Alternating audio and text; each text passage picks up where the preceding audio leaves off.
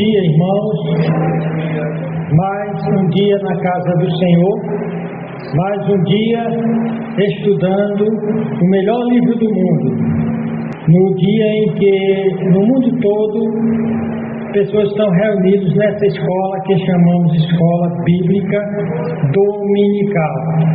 A nossa mensagem é muito importante. Eu gostaria de pedir a todos que prestassem atenção.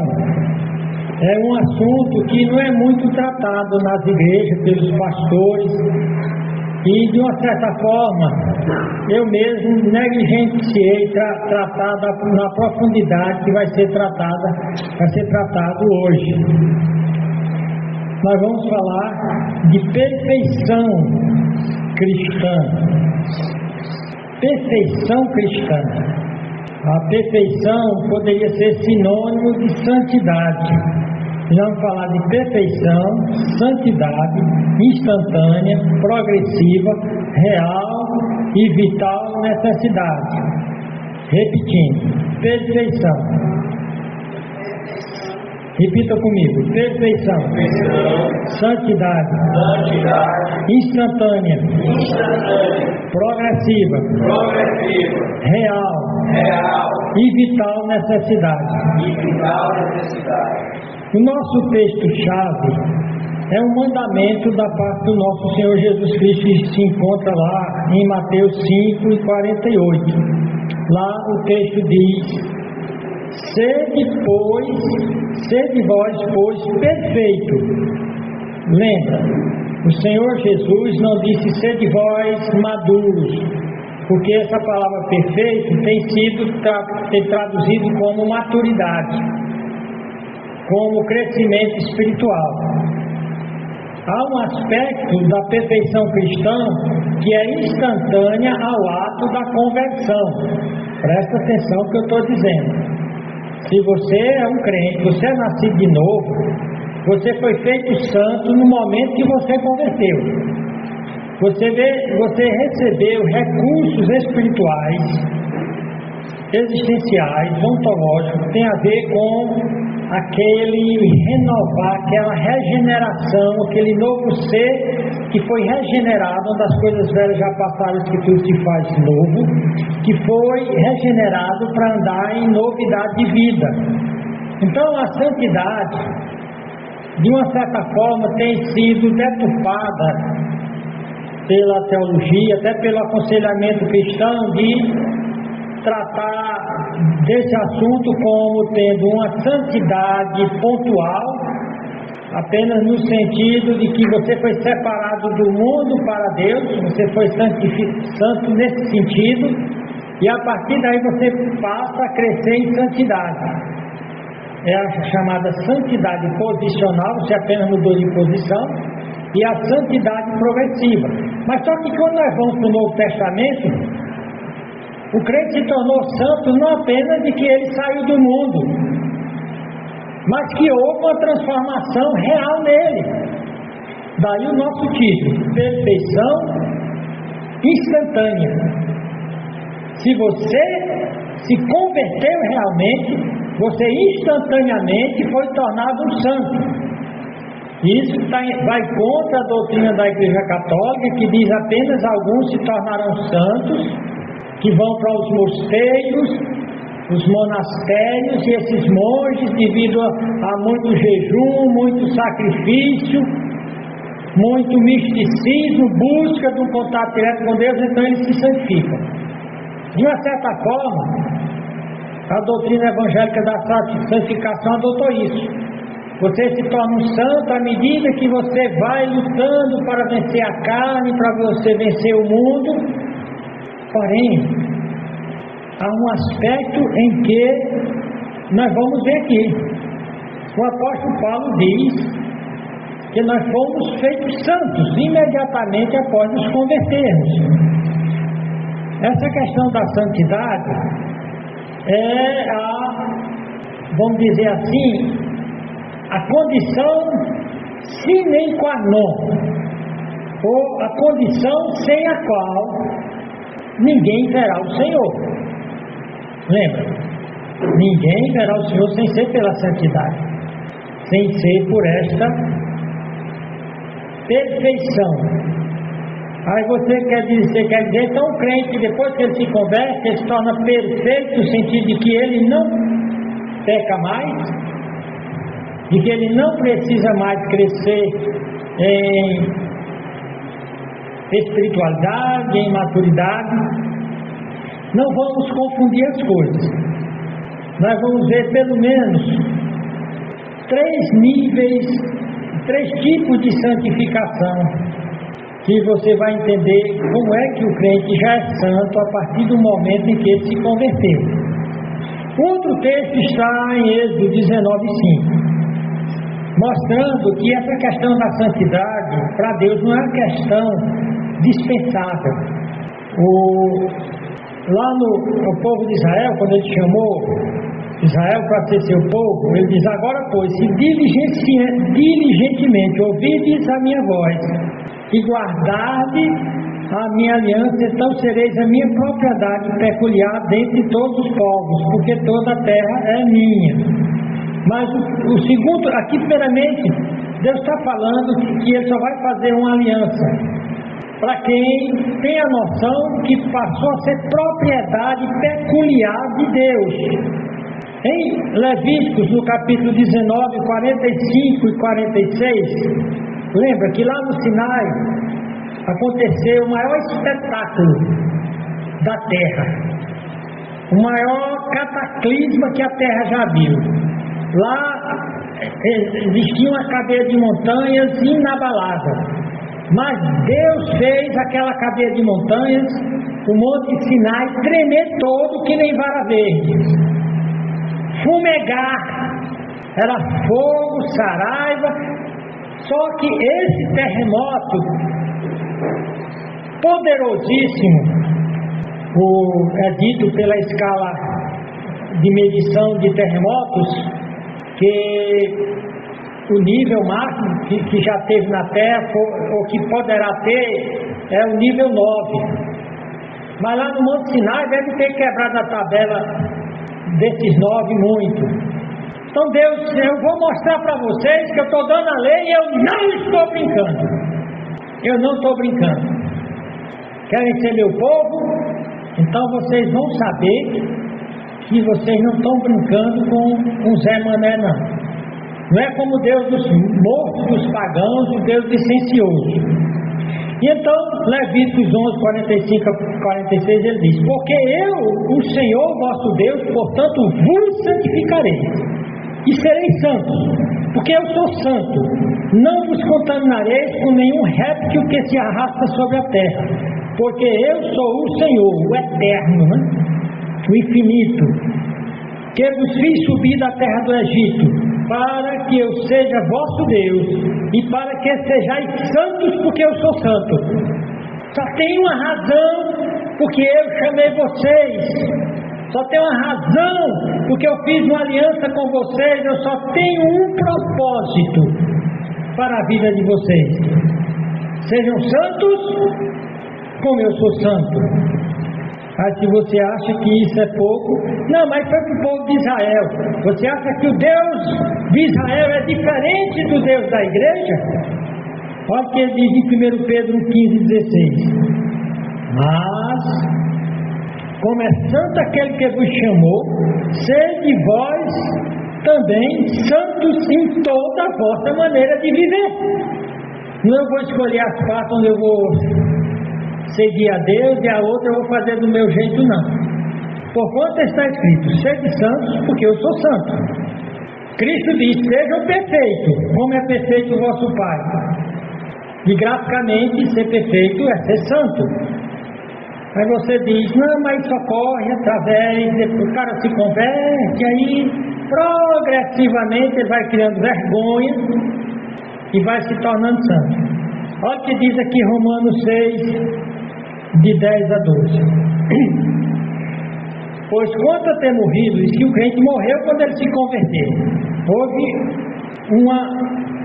vamos dizer assim, uma transformação existencial, ontológica. O ser dele agora é diferente, não é mais a mesma pessoa, é nova criatura. Ele diz: Quanto a ter morrido, de uma vez morreu para o pecado. Quanto a viver, vive para Deus. Assim também vós considerai-vos certamente mortos para o pecado, mas vivos para Deus em Cristo Jesus, nosso Senhor. Não reine, portanto, o pecado em vosso corpo mortal para lhes obedecer em suas concupiscências. Vamos lá. Senhor Deus, nos guia agora a entender esse assunto tão grave. Em nome de Jesus, amém. Amém. Tese ou propósito desse estudo. Primeiro, mostrar a realidade entre perfeição, santidade e maturidade. Segundo, que a perfeição e a santidade cristã é muito mais do que maturidade ou crescimento espiritual. Terceiro, que quando o crente é regenerado e justificado, ele é também santificado, não apenas posicionalmente. Saiu do mundo e agora é da igreja, mas que é transformado em um santo, com todo o potencial de santidade que irá se desenvolver em seu crescimento espiritual. No dia que o crente se converte, ele já é um santo aos olhos de Deus. Por isso que Paulo diz aos Coríntios: aos santificados e chamados para serem santos. Ou seja, eles já eram santos e ao mesmo tempo chamados para ser santos. E nós vamos ver que biblicamente não era santo apenas no sentido que agora não estão mais no mundo, agora estão na igreja. E muitos acham: não, eu estava no mundo, agora voltei para a igreja.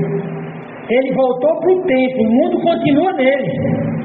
As igrejas estão cheias do mundo, os crentes estão cheios do mundo e não gostam de mensagens desse tipo, porque essa mensagem vai provar de que realmente não são crentes. Por que não são crentes? Porque não são santos.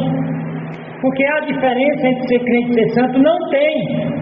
Não tem. Ser crente e ser santo são sinônimos na Bíblia.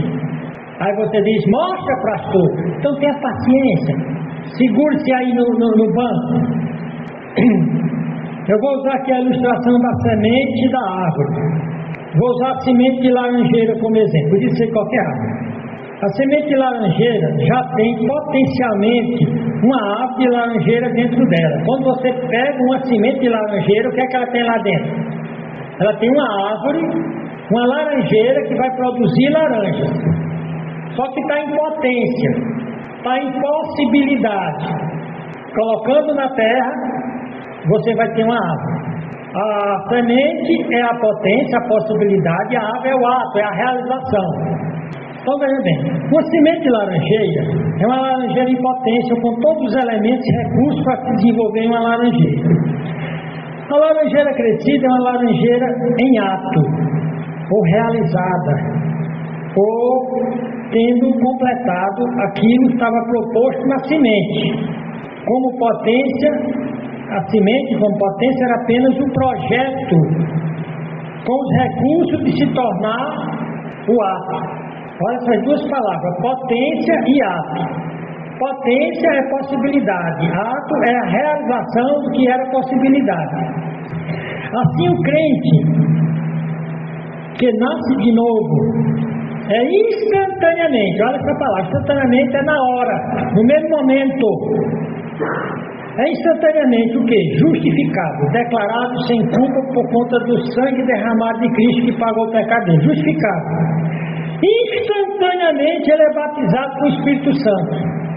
Não, aqui está fora a heresia pentecostal e metodista, que diz que você se converte num dia e vai lutar para ser batizado com o Espírito Santo. Quem não é batizado com o Espírito Santo não é crente, não é salvo.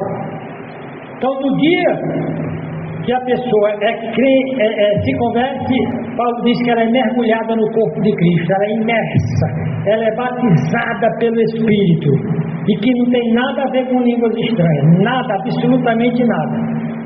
Da heresia criada por Charles Parham em 1901. Até Charles Parham não existia essa heresia de que a evidência de que alguém foi batizado com o Espírito Santo é línguas. Não. O apóstolo Pedro pergunta: vocês foram batizados com o Espírito Santo quando creram? É quando crê. Tem algumas coisas que ocorrem instantaneamente no momento que alguém nasce de novo. Quando alguém nasce de novo, ele é justificado, declarado sem culpa. Ele é batizado no Espírito Santo. Ele é selado, marcado como propriedade de Deus, assim como um cavalo é ferrado, é colocada aquela marca, o dono coloca aquela marca, e todo mundo sabe, por essa marca aqui, eu sei quem é o dono. Quando o crente se converte, ele é ferrado. Como é essa marca? Bem, o Espírito Santo, Paulo diz que não é à toa que ele é santo. Então, o crente é ferrado com a santidade. É santo, é meu. Ele é selado e santificado pelo Espírito Santo que passa a habitar nele. Pensa nisso. Eu vou repetir que você talvez não está acostumado com essa ideia. No dia da regeneração é ato de ser gerado de novo, nascer de novo. No dia da regeneração, no momento da regeneração, o crente é um santo em semente ou em potência. Lembra da semente de laranjeira e a potência? Então o crente já é santo no dia que ele se converte. Ele já tem tudo lá. Ele não vai se tornando santo, ele já é santo. Então no dia da regeneração o crente é um santo em semente ou potência. Quando vai aumentando sua semelhança com Cristo, que é a definição prática de santidade, ser semelhante a Cristo. Então quando vai aumentando sua semelhança com Cristo por um amor real a Deus e ao próximo, você só é santo se você ama a Deus maximamente. Se você ama a Deus com a totalidade do seu ser, corpo, alma, mente, força, recursos, desejos, intenções, memórias. Quando vai aumentando sua semelhança com Cristo por um amor real, total a Deus e ao próximo, então vai se tornando um santo em ato. Ele já é santo em potência. Ele é santo em semente. E eu estou fazendo isso aqui, eu não vi essa definição. Eu vi outras explicações, mas essa ilustração, eu fiquei pensando como ilustrar isso de uma forma que você entendesse. No momento que você converter, você já é um santo. Você tem condições, recursos que nenhum ser humano tem. Isso é importante, porque sem santidade ninguém verá a Deus. E se a santidade é o equivalente à perfeição, e somos ordenados a ser perfeitos como o Pai Celestial é perfeito, somos ordenados a ser santo como Deus é santo, então, presta atenção, é bom entendermos essa relação entre perfeição e santidade. Você diz, mas pastor, quer dizer que eu já sou perfeito? Já é perfeito em semente. Eu já sou santo, você já é santo em semente, em potência, em possibilidade. Introduzindo, definindo o conceito de perfeição e santidade cristã. Eu vou falar inicialmente em 3 tipos de santidade. A santidade em sentido absoluto. Aquela santidade com ausência completa de erro, de falha, de equívoco, de mancada, de escorregadela, de fraqueza. No sentido absoluto, a palavra absoluto tem a ideia de total, sem brecha, sem uma nesgazinha, um buracozinho para ser preenchido. Então a perfeição em sentido absoluto, nesse sentido de total, só Deus tem, que refere-se a um estado de completude em relação ao próprio ser de Deus e ao seu caráter, ou a totalidade absoluta. Tanto no sentido da existência de Deus, que é chamado de sentido ontológico, onde Deus existe como um ser perfeito, é o único ser perfeito no sentido absoluto, pois somente Deus é um ato puro, Deus nunca foi potência. Vocês lembram? A laranjeira antes foi uma semente em potência. E essa semente, ela precisou de uma laranjeira antes dela para produzir essa semente. Lembra que a laranjeira, ela já está em ato, é a realização de uma semente anterior. Então a semente, ela precisou de uma laranjeira anterior. Ela está em potência, ela precisou de um ato anterior. Essa semente, ela vai criar uma laranjeira que vai se tornar um ato. Mas você nota que, se você for voltando infinitamente, você vai ter de chegar a, vamos dizer assim, a uma origem que não foi nunca potência, nunca precisou ser atualizada, nunca precisou de nada nem ninguém para ser gerado. Então é ato puro. Ato perfeito. Deus é ato puro, é ato perfeito, que gerou todas as potências e atos posteriores. Então Deus é o único ser perfeito, pois Ele é ato puro. Não precisa de nada nem de ninguém para lhe fornecer nada que já não tenha. Deus é absolutamente autossuficiente. Isso no sentido da existência de Deus. No sentido moral ou do caráter de Deus, dizer que Deus é perfeito é dizer que Ele é sempre reto. Deus nunca desvia do que é justo e bom e belo. Isso significa que Deus jamais erra e nem jamais peca.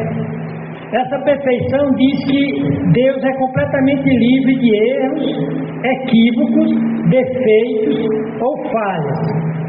Portanto, a perfeição absoluta é uma qualidade que pertence somente a Deus.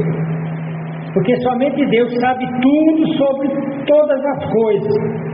E Deus pode fazer todas as coisas, não precisa de nada. Então o homem jamais teria essa perfeição absoluta, porque o homem não sabe tudo sobre tudo.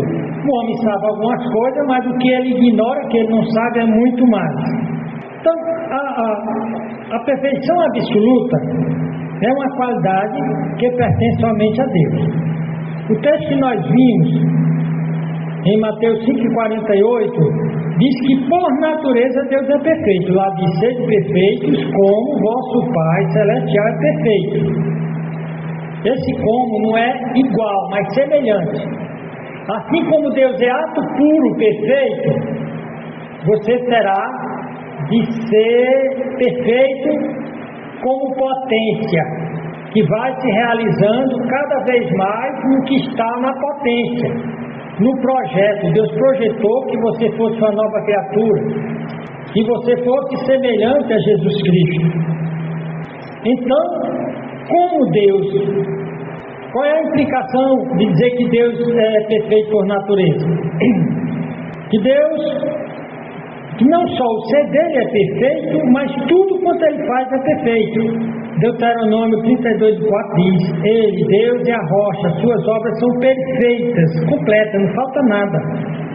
E todos seus caminhos são justos. Deus é fiel, que não faz o mal, reto, justo Ele é.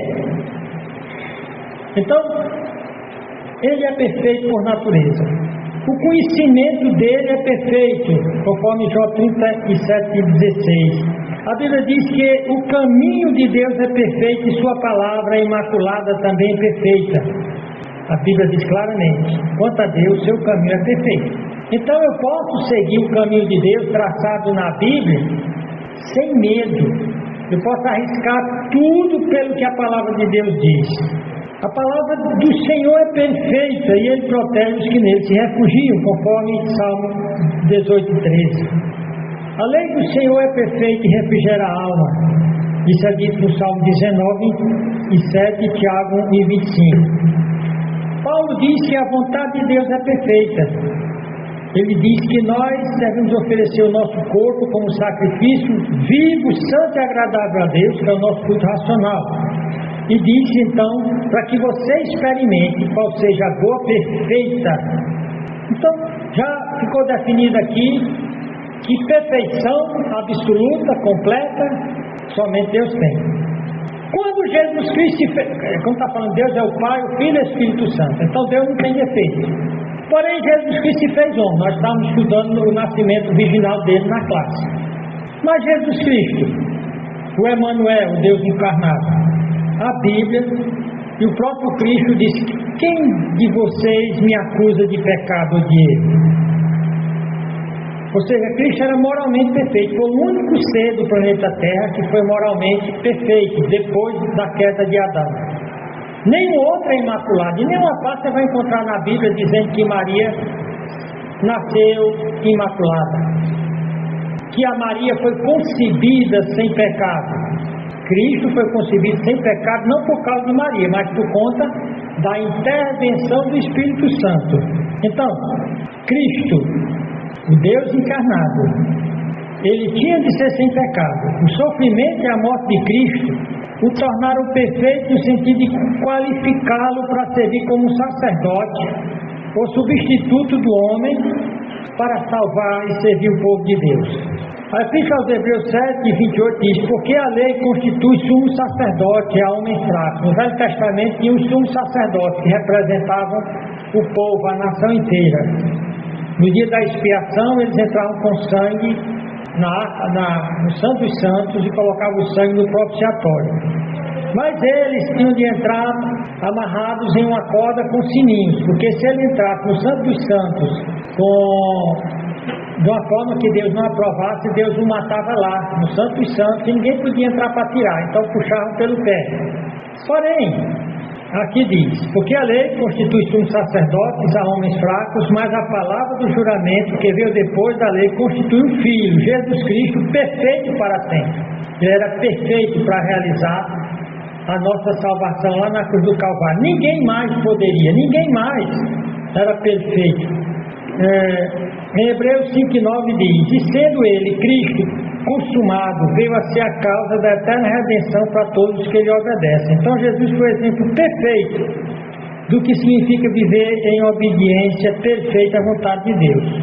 A perfeição agora aplicada aos seres finitos, aos seres que são potência e ao mesmo tempo são atos que vão gerar potência, mas que antes foram potência.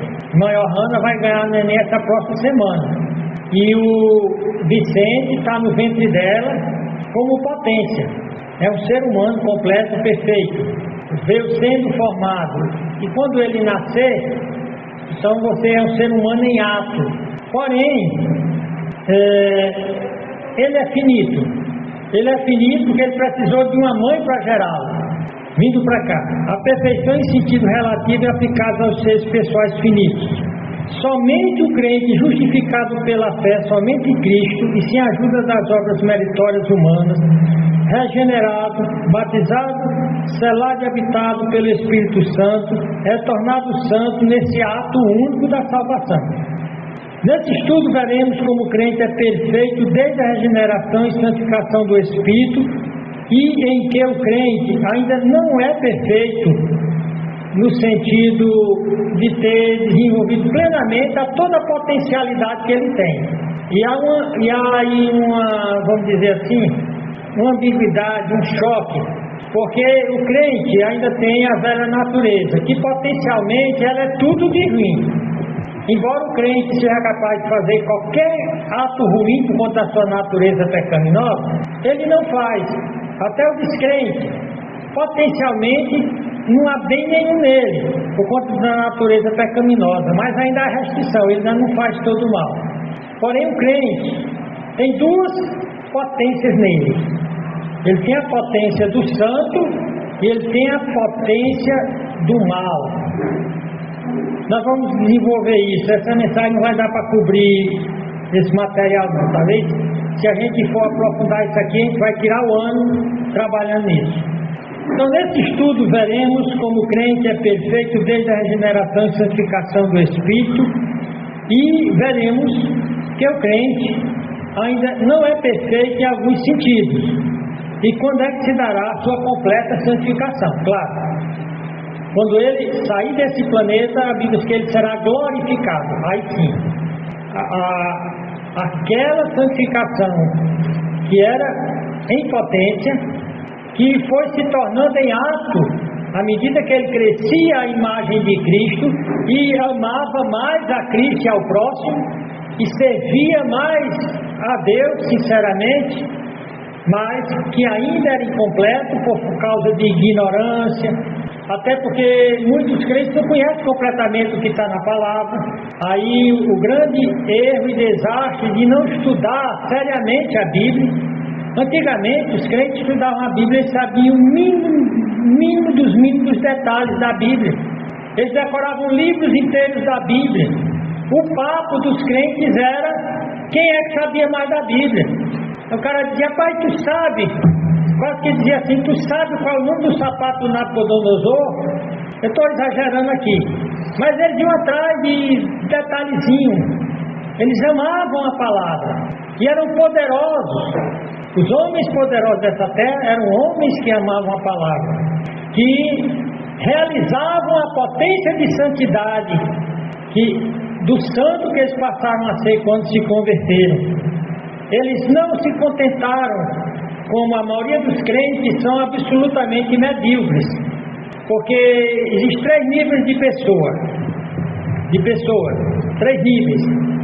Aquela que tem um alto crescimento espiritual, uma elevada maturidade, está muito parecida com Cristo, que ama cada vez mais a Deus e abnegadamente o próximo, e tem na escala, na parte do meio, tem um medíocre, aquele que diz: não, eu já sou salvo, eu não bebo, eu não fumo, eu não me drogo, não traio minha mulher, não sou um dos piores maridos, não sou um dos piores pais. Ou seja, é um medíocre, que possivelmente nem é crente, porque ele está satisfeito com a pouca luz que ele tem, quando ele poderia ter mais luz, com pouco poder que ele tem, como ele poderia ter mais poder e santidade. E abaixo do medíocre tem aquele reprovado, insignificante, é aquele crentinho safado, sem vergonha, que nunca se converteu, mas que está na igreja louvando, cantando, e durante a semana está pinoteando no mundo, está pinoteando e festejando o reino de Satanás. Em qual desses você está? Você é um crente de alto nível, no nível da estatura de Cristo. Quem olha para você em sua vida vê Cristo. Ou você é um crentezinho medíocre, que olha para você e só vê coisa do mundo, estratégia do mundo, enrolação do mundo. Ou então você é aquele crente absolutamente desprezível. É uma vergonha para o Evangelho, é uma vergonha para a sua igreja, é uma vergonha para a sua esposa, para os seus filhos. Você diz que é, você até tem medo de dizer que é crente, e quando você diz, todo mundo fica super admirado. É aí, bicho, tu és crente. Então, essa doutrina da perfeição do crente mostra que o crente pode atingir um nível de perfeição tão grande como muitos dos santos de Deus atingiram aqui na terra. Muitos homens e mulheres de Deus foram santos de elevada estatura, santos de um caráter santo, cheio de virtude, cheio de verdadeiro amor a Deus, cheio de empatia e de caridade, santa caridade, aquele amor que age em favor do desvalido e do perdido. Por isso, o termo grego para perfeição significa muitíssimamente mais do que maturidade ou crescimento espiritual. Muitos até mostram um crescimento espiritual apenas aparente. Eu vou fazer a citação aqui de um autor, um teólogo chamado John Murray. Ele diz: quando Paulo se dirige aos crentes em Corinto como santificados em Cristo e chamados para ser santos, 1 Coríntios 2, 1 e 2, e mais tarde lembra-os que eles foram lavados, santificados e justificados. Lembra, lavado é um particípio onde o tempo foi completado. Quando ele se converteu, ele foi lavado. Quando ele se converteu, ele foi santificado. Não está se santificando, ele foi santificado, assim como ele foi justificado. Aqui Paulo define como um ato único, de acordo com John Murray. Isso está lá em 1 Coríntios 6:1. É óbvio que Paulo coordenou a santificação como chamada eficaz, com a identidade dele como santos, com a regeneração e a santificação. Aí tem os textos: seria um desvio dos padrões do pensamento bíblico pensar na santificação exclusivamente em termos de uma obra progressiva. É esse John Murray que ele tem um artigo intitulado Santificação Definitiva. E o que é santificação definitiva? Novamente eu abro aspas e vou ler essa parte do artigo dele. Ele diz: há várias formas nas quais isso pode ser caracterizado. a santificação definitiva, a perfeição. A ação específica e distintiva de cada pessoa da divindade no início do estado de salvação contribui para uma mudança decisiva que essa santificação denota. E não somente contribui, mas também assegura a natureza decisiva da própria mudança. Mas talvez o aspecto mais significante do ensino do Novo Testamento, e o aspecto que requer ênfase particular, é que um crente é alguém chamado pelo Pai para a comunhão do seu Filho, 1 Coríntios 9. União com Cristo é o pivô sobre o qual a doutrina, especificamente a união com Cristo no significado da sua morte e o poder da sua ressurreição. Quando Cristo morreu, ele morreu pelo pecado de uma vez por todas, Romanos 6:10. E o crente chamado para a união com Cristo, morreu com Cristo para o pecado. Romanos 6:2 diz, estamos mortos para o pecado. Isso é a resposta para todo o abuso licencioso da doutrina da graça, porque eu sou salvo pela graça, eu posso, como eles estão falando aí, eu posso até ser gay. Se morremos com Cristo, devemos também viver com Ele, para que como Cristo ressuscitou dos mortos pela glória do Pai, assim também nós andemos em novidade de vida. Mateus, o nosso texto, Mateus 5:48. É Cristo que diz, sede perfeitos, como perfeito é vosso Pai Celestial. Então, como filhos de Deus, nós não somos chamados para ser crentes medíocres, na média, para estarmos nos comparando com os outros. A Cátia não só esposa ruim, não. Eu conheço a Mariquinha, que é péssima com o marido. O teu modelo é a Mariquinha? Não, o teu modelo é Cristo. Eu sou uma esposa no padrão Cristo. O Aldemir diz, eu amo a Francisca. O pastor Pedro é muito mais grosso com a mulher dele. Olha o teu padrão, pastor Pedro? Não, o teu padrão seja santo como... Aliás, Cristo é perfeito como o Pai Celestial. O Pai Celestial é chamado de marido de Israel. Que tipo de marido ele era? Cristo é o noivo e o consorte, o marido futuro da igreja. Esse é o seu padrão. Se o seu padrão é qualquer pessoa aqui da terra, você é aquele crentinho de medíocre para coisa ruim. Tem muito crente que é uma coisa ruim, uma desgraça, e eles estão acabando com o testemunho do Evangelho nesse planeta. E o tempo que nos resta, e nós vamos aprofundar esse assunto no futuro, vamos ver alguns textos que falam da perfeição cristã. O primeiro é que simplesmente é Cristo está mandando, ó, seja perfeito, como o pastor Laércio é perfeito. É assim? Como quem, ó?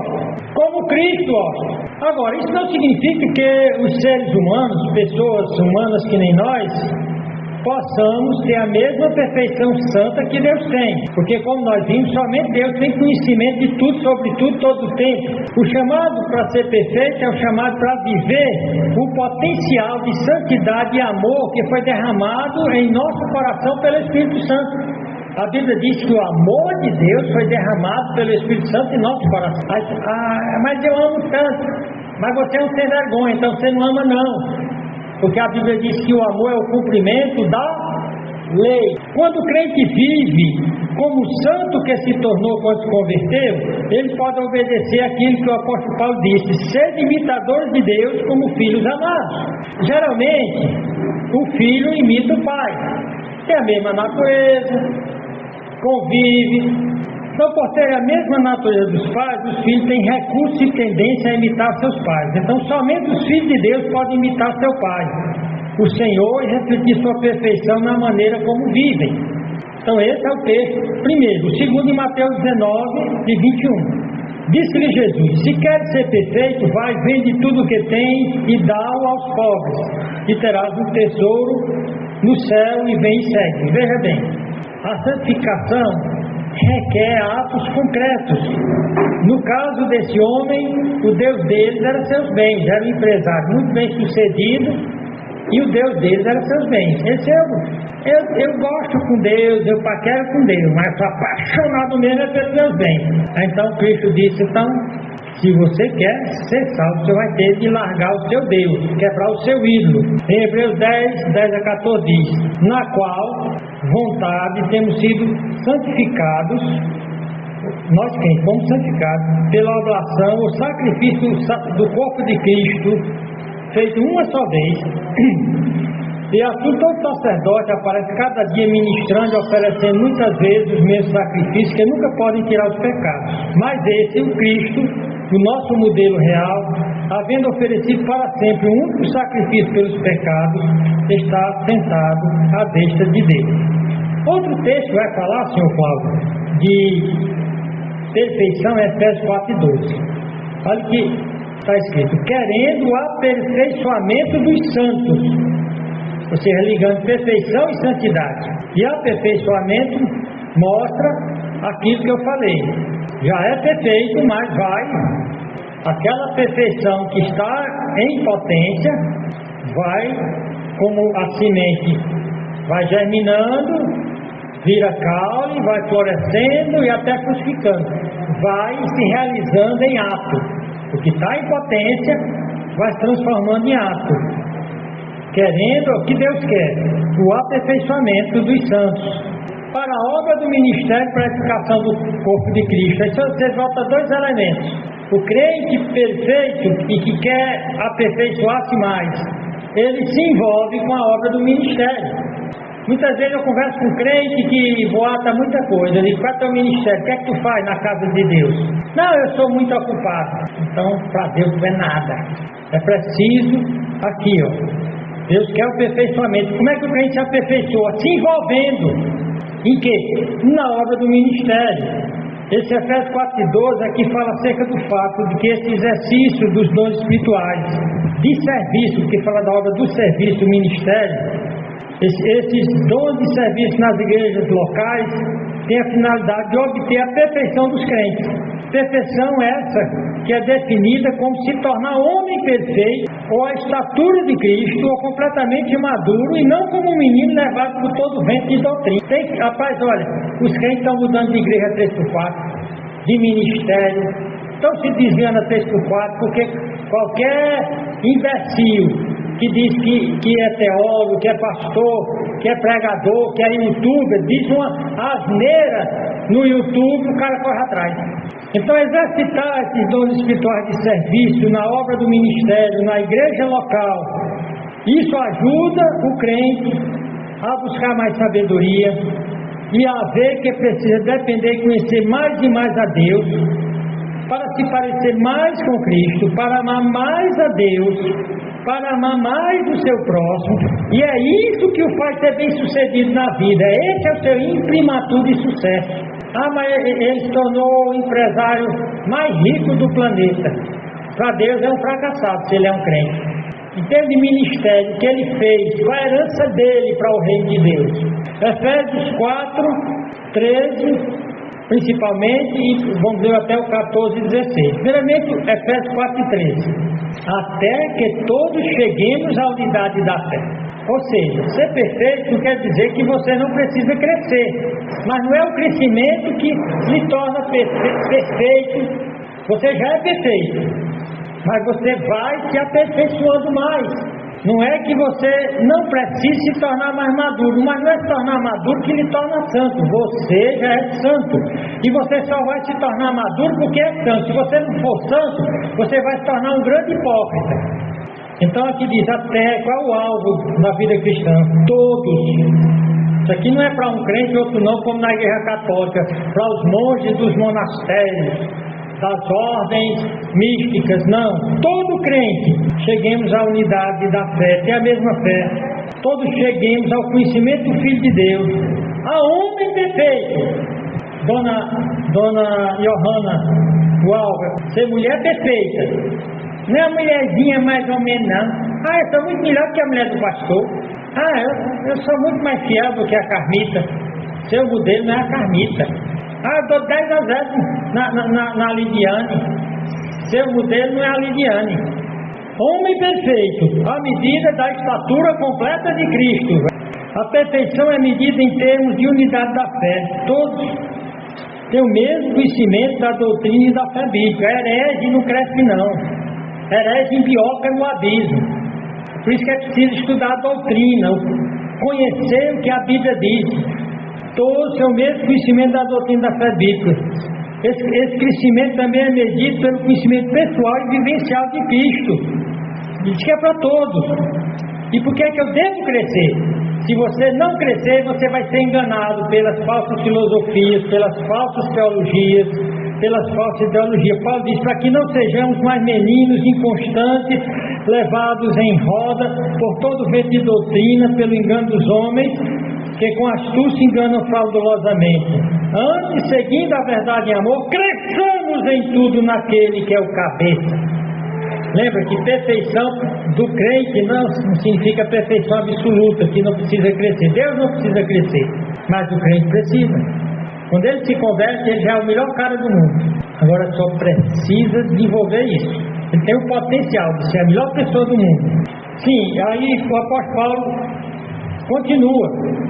Do qual todo o corpo, a igreja, um corpo, todos os crentes juntos, a mesma fé, todos crescendo, amadurecendo, procurando ser perfeito, ninguém procurando imitar o outro. O Jorginho pode dizer, eu estou chegando agora na igreja, vou procurar ser igual o pastor Laércio. Seu modelo não é o pastor Laércio, do qual todo o corpo bem ajustado e ligado pelo auxílio de toda a junta, segundo a justa cooperação de cada parte, faz o aumento do corpo para a sua edificação em amor. O amor é a chave para a maturidade. Eu tenho aqui vários textos ainda para analisar, nós vamos deixar para continuar analisando na próxima semana. O que foi que nós aprendemos até aqui?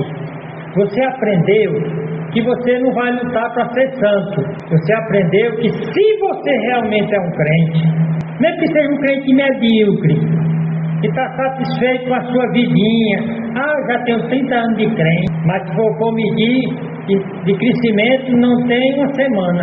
Tem crente que é retardado espiritual. Não tem pai que sofre porque o filho é retardado. O filho tem 20 anos, mas comporta como um menino de 2 anos. Na igreja tem crente com 30 anos que se comporta como um novo convertido. Dá as mesmas mancadas, age com a mesma carnalidade, com o mesmo estouro, surta, mente, engana, dá golpe, rouba. E que possivelmente ele não está no meio não. É aquele crentinho, coisa ruim mesmo, uma desgraça na igreja. Mas eu vou dizer que uma boa parte está aqui no meio, está satisfeito em ver-se esplêndido. É para sua desgraça se você está nesse comodismo. A felicidade, a bênção e o sucesso é para esses que sabem que o seu alvo é ser perfeito em Cristo. Vamos ficar de pé e vamos fazer uma oração. Eu vou pedir ao irmão Ademir que venha aqui e faça uma oração, pedindo a Deus. Você vai ver que um dos textos que nós vamos analisar no próximo domingo, Paulo diz, nós que já somos... Paulo, em Filipenses, no texto ele diz, eu ainda não sou perfeito, não cheguei lá. Olha o que Paulo diz, eu ainda não cheguei lá, eu prossigo para o alvo. Então eu ainda não atingi a perfeição. Eu não atingi a perfeição. Mas em outro verso ele diz, nós que somos perfeitos.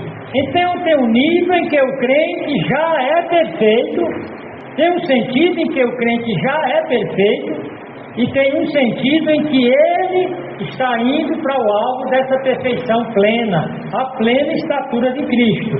Então lembre, não deixe o diabo achar que você é um coisinha de nada, que você é mais um na multidão. A Cátia achar que você é mais uma doidinha na pradaria, não. Eu sou uma santa. O diabo vinha tentar você, me respeite. Eu sou santa e estou lutando para ser mais santa. Irmão Aldemir, olha aí, para que nós passemos a amar a santidade e a perfeição a partir de hoje. Deixemos de ser medíocres, ou pior ainda, aqueles coisinhas, aquelas desgraças que só trazem prejuízo para a igreja. Oremos. Nosso Deus, nosso Pai, obrigado, Senhor, por esta mensagem, que ela realmente sirva para nos encorajar, para que nós possamos ter o alvo a seguir, que é o nosso grande Salvador Jesus Cristo, e que nós não venhamos se basear, Pai amado, pessoas que se dizem crentes, estão nas igrejas hoje apenas para, às vezes, até causar engano nos outros membros, Pai. Eu sei que essa família é uma família grande, uma família que o Senhor tem escolhido, mas a Tua palavra diz que entre nesse meio existe o joio, o trigo, e o Senhor há de peneirar no tempo que o Senhor desejar, e isso, Pai amado, vai pegar-nos muitos de surpresa, por se acharem que estão na salvação e muitas vezes estão enganando a si próprios. Por isso nós te pedimos, Pai, que o Senhor nos fortaleça, que o Senhor também dê céus, que pregue mensagens verdadeiras, porque muitos estão enganando também e levando à perdição de muita gente. Então, Pai amado, que nós possamos distinguir o certo do errado, que nós devemos ter a consciência do verdadeiro Salvador, que é Jesus Cristo, e possamos andar de acordo com a Tua palavra nos ensina. Então, Pai Santo, que nós não venhamos cair em ciladas, em laços que sempre estão por aí jogados na rua e que não leva a lugar nenhum. Nos abençoa, nos dá sabedoria, pois tudo isso nós te pedimos sem nenhum merecimento, mas no nome santo de Cristo. É no nome dele que nós oramos. Amém. Amém. Amém.